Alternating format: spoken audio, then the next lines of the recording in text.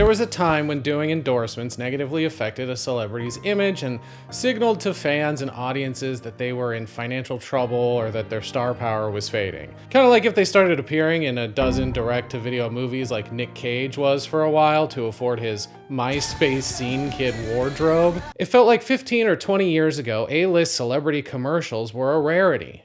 Maybe I wasn't paying attention, but the only memorable celebrity ads for candy bar brands or telecom companies were during the Super Bowl when Betty White was shilling Snickers and Megan Fox broke the internet long before Kim Kardashian did. The ones I do remember would be for something like makeup or sunglasses or shampoo, personal care stuff or stylish things. Mega celebrities like Brad Pitt or Julia Roberts didn't need to appear in commercials because they made their living from their movies. Endorsing for that echelon of celebrity was pretty passive, as they were trendsetters who could provide free advertising and elevate a brand just by being seen using the product. Like that weird era in the 2000s where the Starbucks cup became kind of a fashion accessory. What was that all about? Who knows if they were getting paid behind closed door to drink hot diarrhea in public, but they weren't doing a Dunkachino commercial in exchange. Don't mind if I do.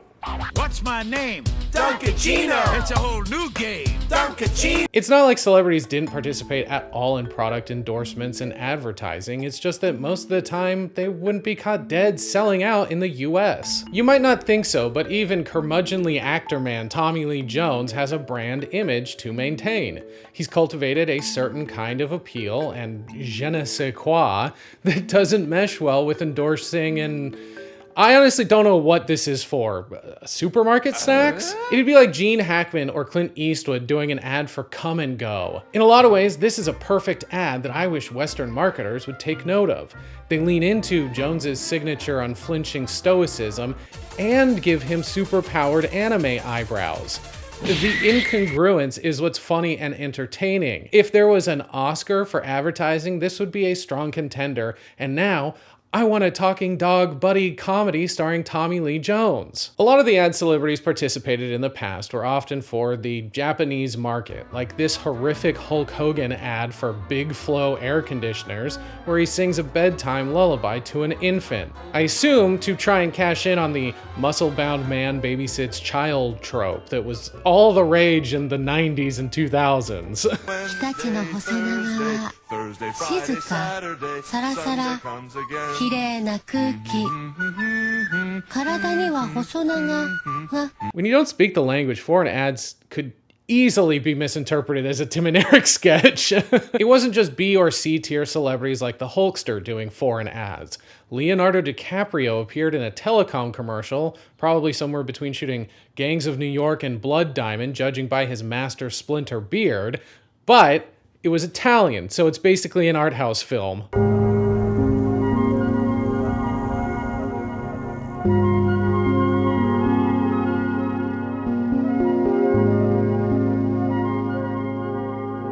And he didn't do just one either, but two at the very least.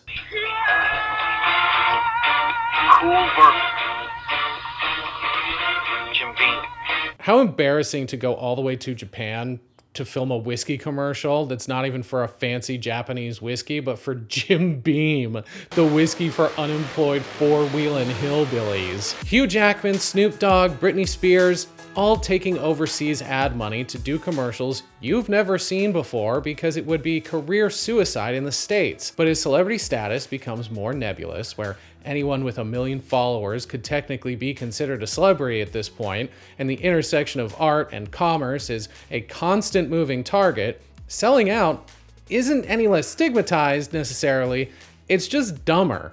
I've been seeing this ad for Monopoly Go for weeks now, starring Keke Palmer, Chris Pratt, and Jason Momoa, with the Monopoly man himself being voiced by Will Ferrell. Every time it comes on, I'm baffled by the production value, all to sell a mobile Monopoly game. There's green screen and CGI, multiple setups and gags and stunts and props that seem wildly unnecessary for a free mobile game ad. Hasbro is basically a monopoly itself, so it's got that battleship money to throw around. The first time I saw it, I genuinely thought it was another trailer for one of those live action, quote unquote, CGI slop movies like Minecraft. It took me like half the watch time to realize it was an ad, because it would make sense that Pratt or Momoa would star in a movie about a board game since they've basically already done that. But Keke Palmer's appearance really threw me off. You're better than this. And I'm not the only person that was confused by similarly expensive and misleading mobile game advertisements. The entire reason I wanted to do this video was because I saw this Reddit post of a Royal Kingdom ad featuring Courtney Cox and Lisa Kudrow. The comments are infuriatingly naive though, with many people asking, are the bills really that high? And how much more money could either of these women possibly need? It's not that they need the money, it's that someone offered a shitload of it to them to sit on a couch and read a corny script aimed at 60-year-old women who are watching Friends in their mid-30s and whose most relevant pop culture references are all 20 plus years old at this point. Celebrities are not above making just a little bit more, and mobile games have the cash to entice them. Neither are some of the platforms promoting them. X is taking wads from this game to annoy the shit out of its users. Probably because they're one of the few companies that will still buy ad space on an app that's less popular than Microsoft Outlook, placing 57th in the App Store. Oof! You might be thinking these celebrities are washed up, or that they're doing embarrassing ads because their movies are flopping and they're taking work where they can get it. While some of the movies these celebrities have starred in are often critically panned and barely make back their budget, I'm pretty sure that's not why they're doing ads like these, and worse. According to some Googling, Momoa makes anywhere from $10 to $15 million a movie, Pratt $10 to $20 million, and while Keke Palmer isn't raking in insane film salaries, she owns property and other investments that still make her a millionaire. They're doing this because it's anywhere from a couple hours to a couple of days of shooting that doesn't require travel or all the pre-production of a Marvel tentpole. According to some estimates I found from people who worked on some of these commercials, they're likely getting paid anywhere from $500,000 to over $1 million or more in some cases. They get to wear casual clothes and essentially act like themselves on an air-conditioned set. 気持ちいいんです。日立のビッグフロー。 And while I don't want to say something like the production of the Monopoly Go ad was easy, it's surely easier than filming Guardians or Aquaman. Even Nope was probably a hard production, what with the whole space alien shitting blood all over your house in the desert thing, of which Palmer reportedly only made $700,000 for 5 months of shooting. I guarantee she made more than that for a couple days romping around with Mr. Monopoly and Star-Lord in a fraction of the time. And before anyone says only $700K, you have to take into consideration that anywhere from 20 to 40% of an actor's wage goes to their union, taxes, representation, and other fees, and they typically don't know when or what their next job is gonna be. That's still a good paycheck. Don't get me wrong, but she likely earned half that after rapping. If the movie had bombed, she might not have starred in anything for years after. Doing advertising and endorsements is often dismissed as selling out, especially among top-tier talent, and is generally looked down upon by many fans. They were better before they sold out. Get the fuck out of here, as if you wouldn't take the money if you were in their position. I say, get that bag. None of us chose the economic system we have been born into and are forced to participate in. If you want to see more art, artists, unfortunately, have to sell out to some degree in order to continue making said art. It's a weird, incoherent argument to be mad when an actor or musician appears in a commercial and then threaten to disown them for doing some voiceover work selling trucks. If your convictions were really that strong, you'd go live in a hut in the woods. However, with the rise of the influencer era, selling out to hawk mobile games has become more commonplace and trickled up. People are confused by movie stars' mobile game appearances because those feel like something a micro-celebrity or influencer should be shilling, like YouTubers doing ad reads for Raid Shadow Legends. This would be a perfect segue for an ad read right now.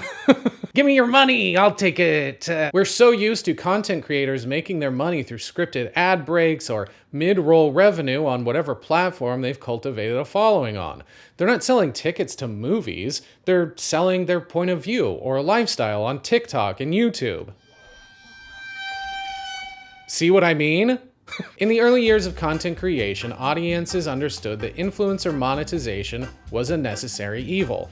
Influencers and online creators participating in the commodification of content normalized the practice that A-list celebrities are now taking part in. Selling dumb bullshit mobile games on TikTok. That's for us! Mobile game ad campaigns are not a money laundering scheme or some form of extortion or a recession indicator, nor is there a conspiracy about the rise of capitalism and the death of the creative arts. For one thing, capitalism has been rising, and Royal Kingdom or Travel Town are not the cause of the death of art. That's AI's fault. It's just that some of these game companies have created an addictive little game with penny slot mechanics that appeal to anyone over the age of 50 and under the age of 13 that rake in literal billions of dollars, but more on that later. What was once an opportunity for small creators to get paid making content is slowly shifting upward to people who are already extremely wealthy, excessively even, just because of their name recognition.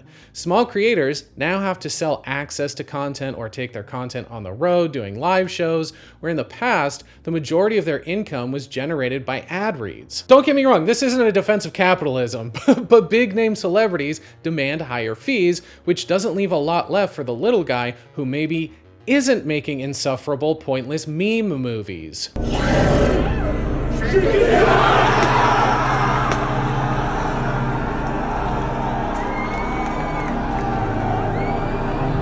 Gaming is a $200 billion a year industry, with mobile games making up almost 50% of all that revenue.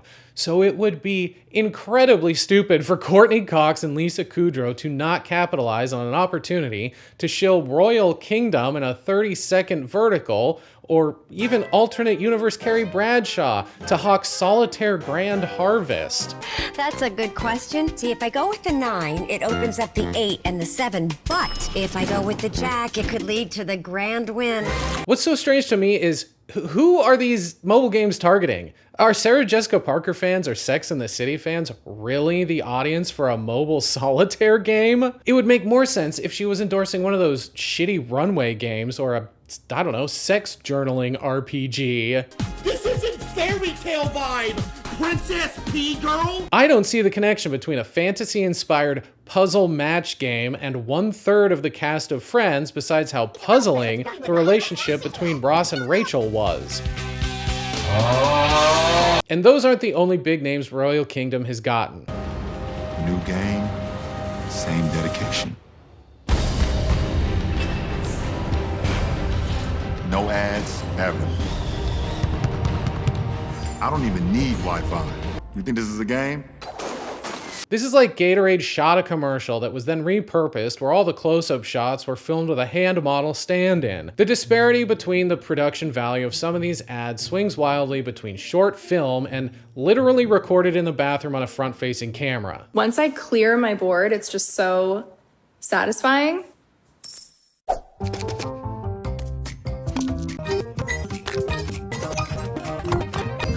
Play now.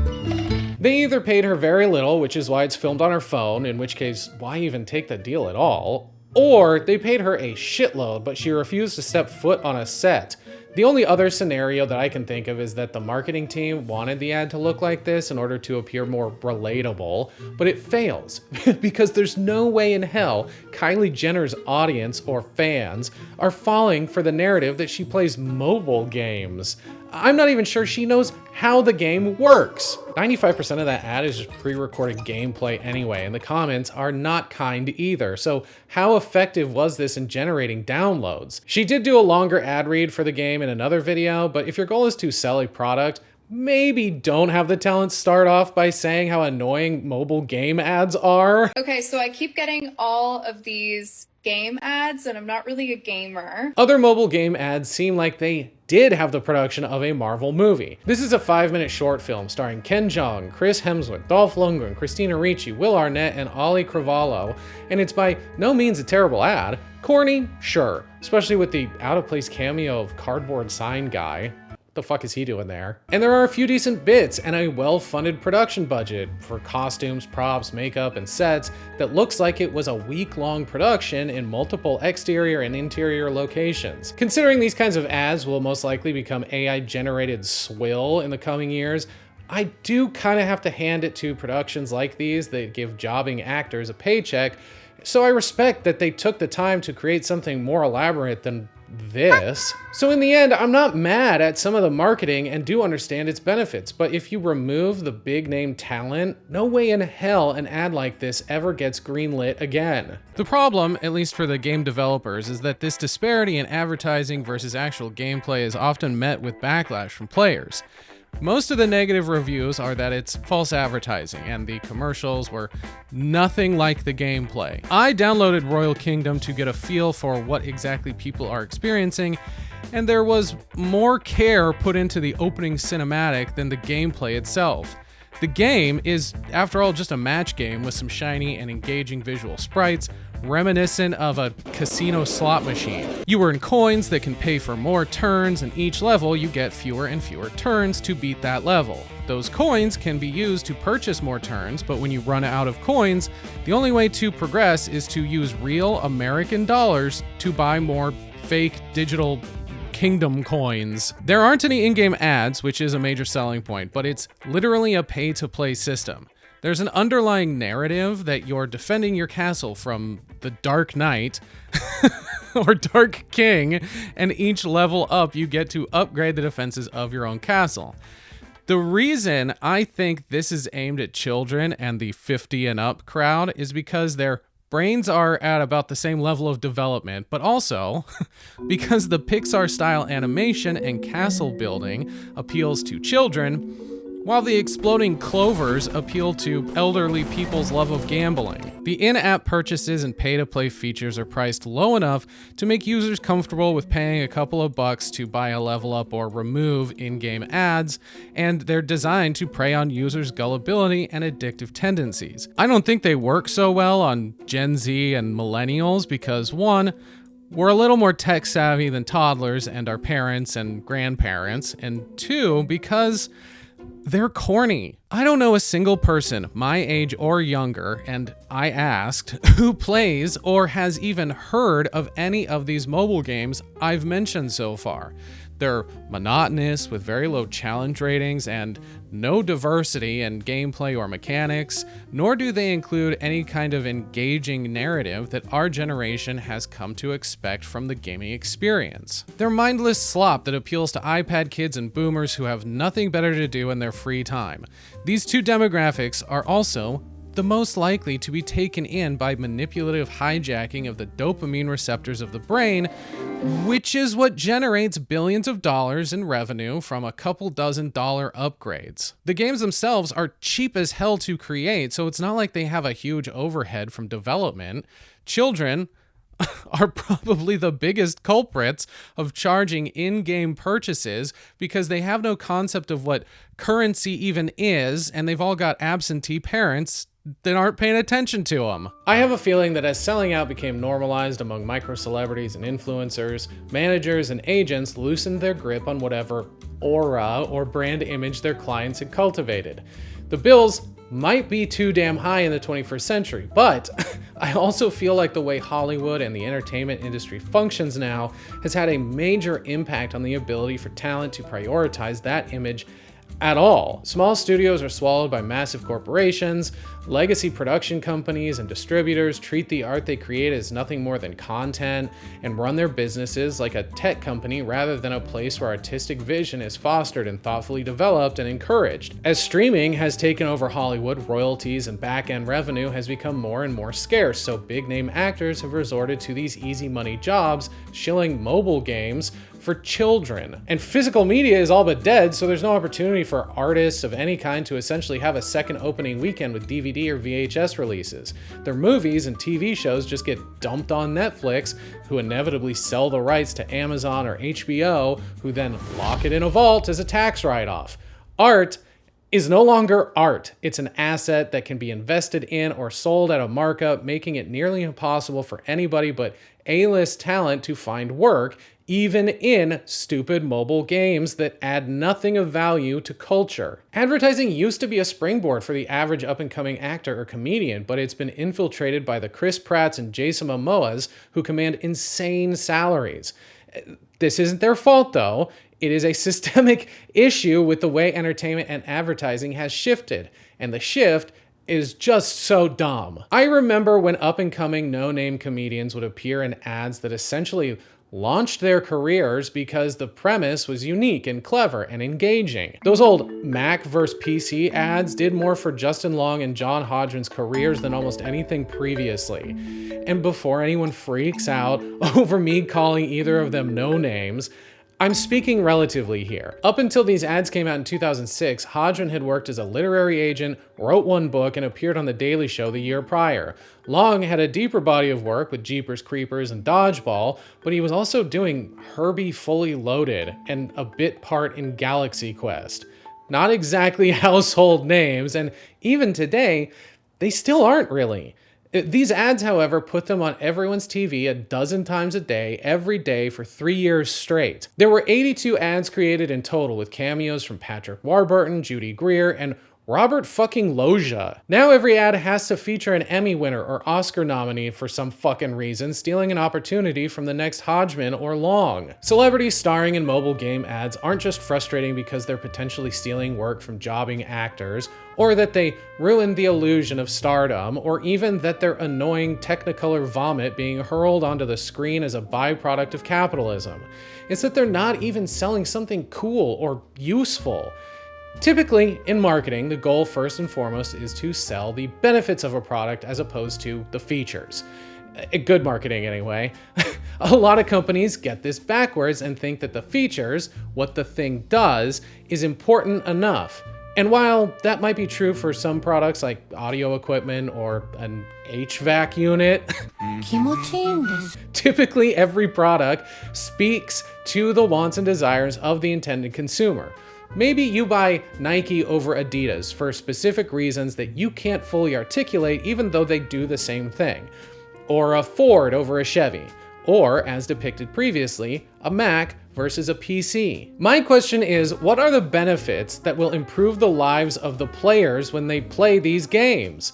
They're mindless time wasters that could easily be replaced with a fucking book.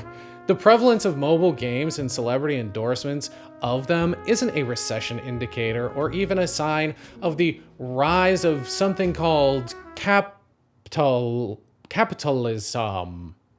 I think that's how you say it. It's a sign that there's a shitload of money being spent on what are essentially gambling apps by a population who has checked out of society and would rather spend their life savings on building a digital castle from their deathbed. It isn't new or unique, it's just different, which you could argue is, at the least, worse. Like I said earlier, if the entertainment industry valued art and the artists and craftspeople who make it, we might not be here. If the idea of celebrity wasn't the kind of idol worship it is, these mobile game ads would still be banished to YouTube ad reads by your favorite creator who talks about, I don't know, fascist fashion or the male loneliness epidemic.